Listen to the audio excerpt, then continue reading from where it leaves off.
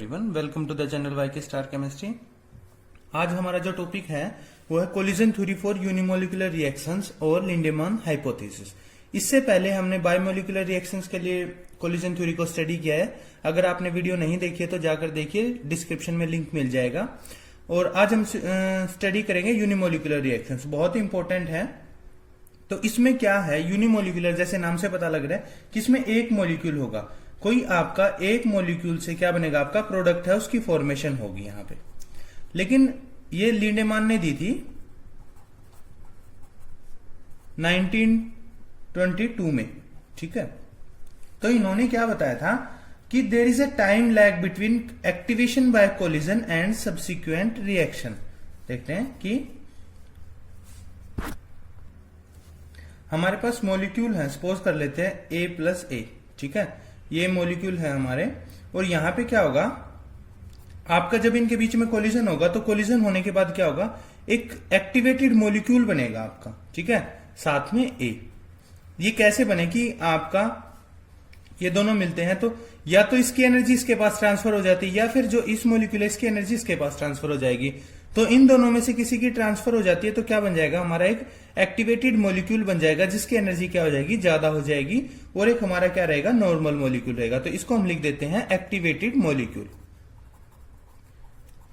और इस activated molecule, देखो अब एक्टिवेटेड मॉलिक्यूल के पास क्या है, दो सिचुएशन है। वो दो कौन कौन सी होती हैं, इसको हम रेट कांस्टेंट दे देते हैं K1। इसके पास दो सिचुएशन है। दो सिचुएशन कौन कौन सी हैं कि या तो ये जो है ये वापिस चला जाए किसके अंदर, आपका जो रिएक्टेंट है उसके अंदर फॉर्म हो जाए, जिसको हम दे देते K2। या फिर क्या हो सकता है कि जो ये था, देखो वापिस कैसे जा सकता है कि इसको एक नॉर्मल मॉलिक्यूल के साथ दोबारा इनकी रिएक्शन, वही कोलिजन हुआ, और कोलिजन होने से क्या हुआ, एनर्जी ट्रांसफर होने के बाद ये नॉर्मल हो जाते हैं आपके, ठीक है। तो क्या हो जाएगा, ये वापिस रिएक्टेंट मॉलिक्यूल की तरफ चला जाएगा। या फिर क्या हो सकता है कि ये प्रोडक्ट है उसके अंदर चेंज हो जाए, ठीक है। कहते हैं, इसको नाम देते हैं कि जो एक्टिवेटेड मॉलिक्यूल है इससे आपका क्या बन जाए, प्रोडक्ट है उसकी फॉर्मेशन हो जाए। देखो इसको अगर एक सिंपल एग्जांपल समझने की कोशिश करें कि आप बैठे हुए हैं, एग्जाम टाइम है, तो उस दौरान क्या होता है, आप बैठे हुए हैं चेयर पे, ठीक है। तो क्या हुआ कि आप एग्जाम टाइम में पापा बाहर से आते हैं और आप पर गुस्सा करने लग जाते हैं, क्यों, क्योंकि आप बैठे हुए हो कि एग्जाम टाइम पे और पढ़ नहीं रहे हो, ठीक है। तो उस दौरान आप पहले क्या थे, नॉर्मल स्टेज में थे। अब जैसे ही पापा ने आपको डांट लगाई तो क्या हुआ, एनर्जी ज्यादा होगी, तो अब क्या हो गया, आप एक्टिवेटेड स्टेट में आ गए हो, ठीक है। एक्टिवेटेड स्टेट में आने के बाद अब दो सिचुएशंस हो सकती हैं, क्या क्या, कि या तो आप पढ़ने चले जाओगे, ठीक है, पढ़ने चले जाओगे तो क्या हो जाएगा, प्रोडक्ट है उसकी फॉर्मेशन हो जाएगी। या फिर दूसरी क्या सिचुएशन हो सकती है कि आपका जो दिमाग है वो खराब हो गया है जी, अब हम नहीं पढ़ने वाले, और आप वापस से जाके क्या हो जाते हैं, सो जाते हैं। तो सो जाते हैं तो मतलब कोई काम नहीं कर रहे, तो आप कैसे हो गए, रिएक्टेंट की स्टेज में हैं, वापिस चले गए हैं। तो इस प्रकार से क्या है कि आपकी दो सिचुएशन है, या तो आप रिएक्टेंट में वापस चले जाएंगे या फिर प्रोडक्ट के अंदर है वो आपकी ट्रांसफॉर्मेशन हो जाएगी। तो ये आपका एक्टिवेटेड मॉलिक्यूल है, उसकी खेल है सारा, वही आपका इंपॉर्टेंट पॉइंट है। तो यहां पे अगर हम एग्जांपल्स की बात करें इसके कि एग्जांपल्स कौन कौन से होंगे, तो एग्जांपल्स होंगे यहां पे आपकी थर्मल डिकम्पोजिशन रिएक्शन है, थर्मल डिकम्पोजिशन रिएक्शन है, जितनी भी आपकी हैं वो सारी इसी के अंदर आती हैं। इसके अलावा आती है आपकी रेसिमाइजेशन रिएक्शन, जिसके अंदर आपका रेसिमिक मिक्सचर है उनकी फॉर्मेशन होती है। या फिर इसके अलावा क्या हो सकता है, रेडियो एक्टिव डीके, उसमें भी क्या होता है कि आपका हायर जो मॉलिक्यूल है जिसका वेट ज्यादा है वो क्या होगा, डीके हो जाएगा किसके अंदर, स्मॉलर जो आपके वेट के मॉलिक्यूल्स हैं उनके अंदर। तो वहां पे भी क्या होगा, आपका सिंगल मॉलिक्यूल होगा। यूनिमोलिक्यूलर में क्या होता है, आपका सिंगल मॉलिक्यूल होगा और उसका ब्रेकडाउन होगा। तो एग्जांपल लेते हैं, शुरू करते हैं, N2O5 है जैसे, तो N2O5 को क्या होगा, टूटेगा किसके अंदर, N2O4 प्लस हाफ O2। तो ये इसकी रिएक्शन है, ठीक है, डिकम्पोजिशन रिएक्शन है। तो अब देखते हैं कि किस प्रकार से जो होगा। तो एक बार रिवाइज करते हैं क्या किया हमने, कि आपके पास कोई मॉलिक्यूल था, वो मॉलिक्यूल के पास क्या होता है, एनर्जी का ट्रांसफर होता है, और वहां पे एक्टिवेटेड मॉलिक्यूल की फॉर्मेशन होती है, जो आपका इंपॉर्टेंट पार्ट है। उस एक्टिवेटेड मॉलिक्यूल से क्या होता है, अब उसके पास दो पॉसिबिलिटी हैं, या तो क्या हो जाए कि वापस रिएक्टेंट के अंदर चेंज हो जाए, एनर्जी को लूज कर दे। एनर्जी को लूज करके वापस क्या हो जाएगा, रिएक्टेंट की टर्म फॉर्म में चला जाएगा। तो आपका क्या है, रेट कांस्टेंट K2 है उस दौरान। या फिर क्या दूसरी पॉसिबिलिटी कि वो प्रोडक्ट की फॉर्मेशन है वो कर दे, उस दौरान क्या होगा, आपका रेट कांस्टेंट K3 होगा। तो अब हम अप्लाई करते हैं इसको कि rate of formation of activated complex, information को अप्लाई करेंगे, rate of formation of activated molecule, कि जो आपका एक्टिवेटेड मॉलिक्यूल हो रहा है उसकी रेट ऑफ फॉर्मेशन क्या है। तो क्या होगी उसकी, देखो अब इससे फॉर्म हुआ तो K1, रेट कांस्टेंट क्या आपका K1 इंटू ए स्क्वायर, ठीक है। इन दोनों के बीच कोलिजन हुआ था तो यहां से ये आ जाता है। इसके बाद आती है दूसरी, rate of disappearance of activated molecule, कि जो आपका एक्टिवेटेड मॉलिक्यूल बना है उसकी डिसअपियरेंस का रेट क्या होगा। अब देखो ये बहुत इंपॉर्टेंट पॉइंट है, अगर ये समझ आ गया तो लिंडमैन हाइपोथेसिस है उसमें बहुत कुछ नहीं रह जाता, मेन यही है। तो एक्टिवेटेड मॉलिक्यूल वो डिसअपियर किस किस तरीके से हो सकता है, तो देखेंगे।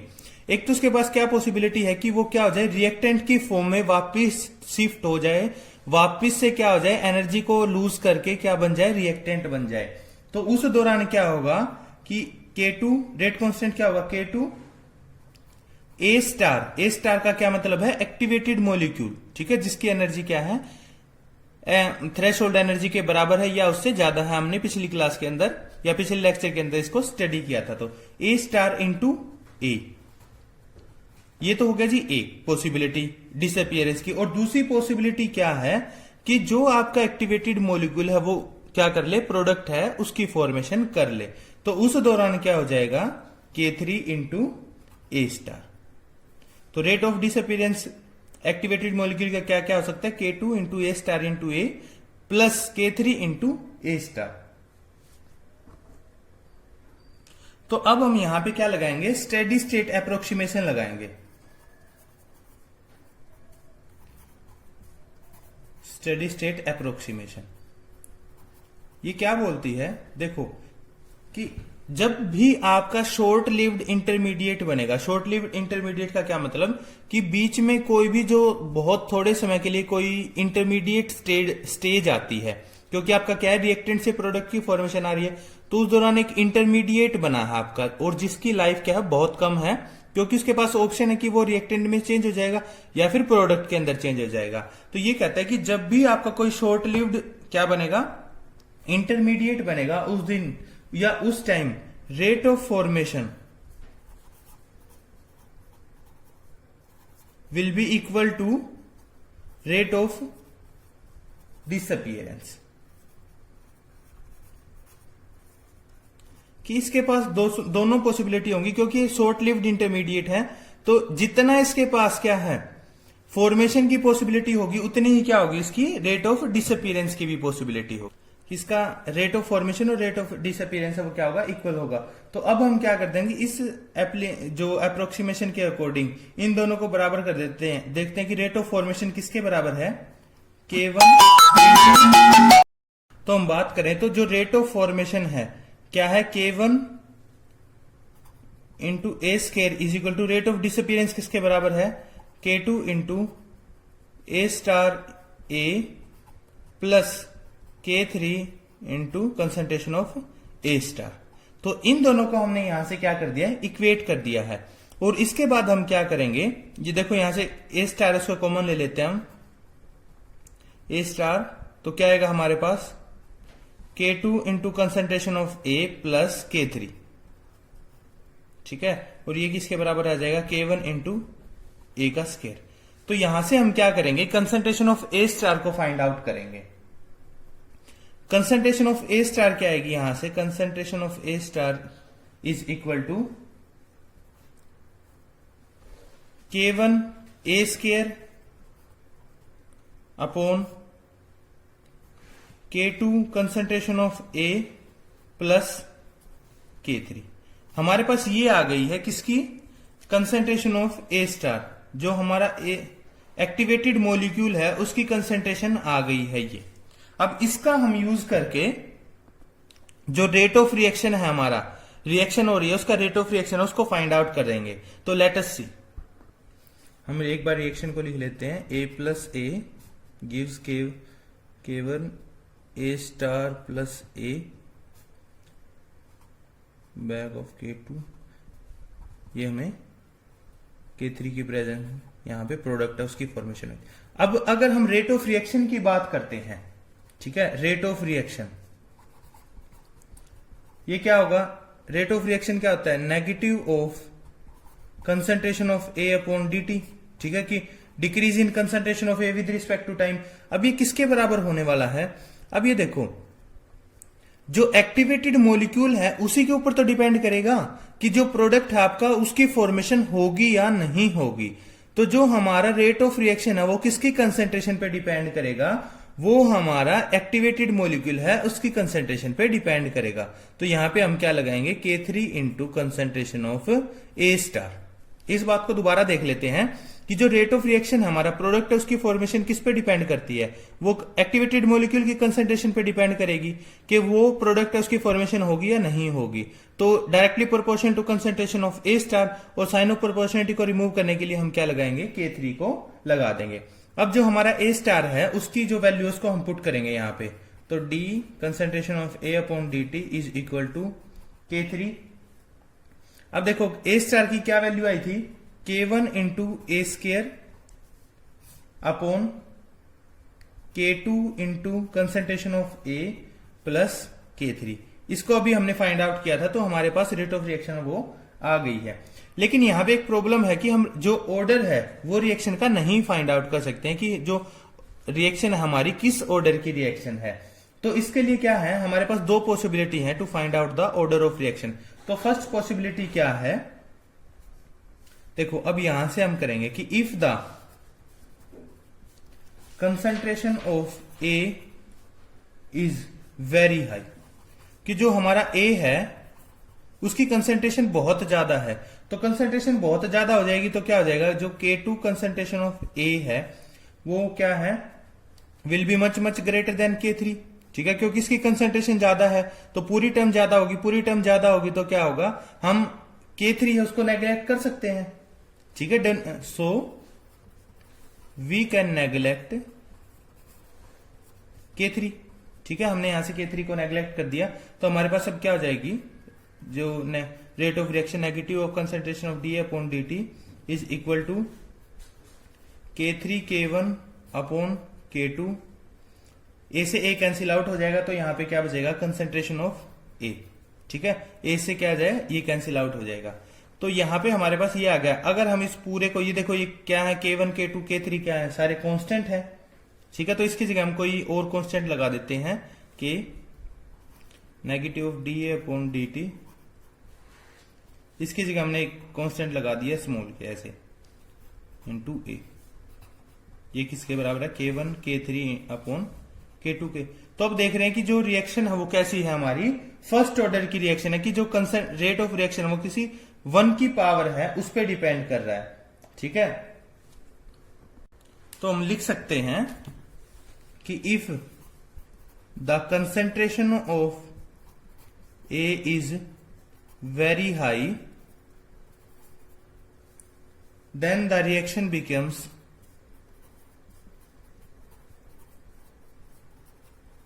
First order. तो जो हमारी रिएक्शन है वो कैसे बन जाती है? फर्स्ट ऑर्डर की रिएक्शन है वो बन जाती है, ठीक है।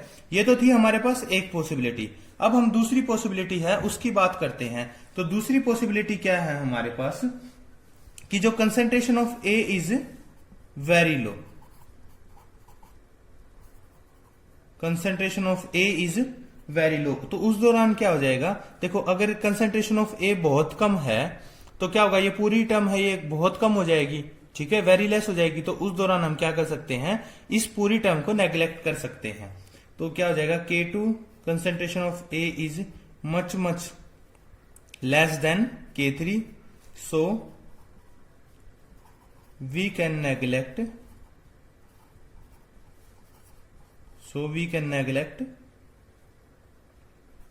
K2 into A in the denominator। तो हम इसको नेग्लेक्ट कर लेंगे। तो जो हमारे पास रेट ऑफ रिएक्शन है वो क्या हो जाएगी, concentration of D upon D T will be equal to K3 K1 into A square upon K3। K3 से K3 कैंसिल आउट हो जाएगा, तो ये क्या बन जाता है K1 इंटू ए स्केयर। तो यहां से हम देख रहे हैं कि जो रेट ऑफ रिएक्शन है वो कंसंट्रेशन ऑफ ए की स्केयर पे वेरी कर रहा है, ठीक है, स्केयर पे डिपेंड कर रहा है। तो यहां से हम लिख सकते हैं कि if the concentration of A is very less या लो, then the reaction becomes of second order। तो यहां से हमने देखा कि जो कंसंट्रेशन ऑफ ए है उस पे जो रिएक्शन है वो हमारी किस तरह डिपेंड कर रही है, कि अगर कंसंट्रेशन बहुत लो है तो हमारी कैसे सेकंड ऑर्डर की तरह बिहेव करेगी, और कंसंट्रेशन अगर बहुत ज्यादा है तो कैसी फर्स्ट ऑर्डर की तरह बिहेव करेगी। तो hope so this video will be helpful for you. अगर वीडियो पसंद आई है तो लाइक कीजिएगा, और चैनल पे नए हैं तो सब्सक्राइब कीजिएगा ताकि आपको वीडियोस की अपडेट है वो रेगुलर मिलती रहे। Thank you.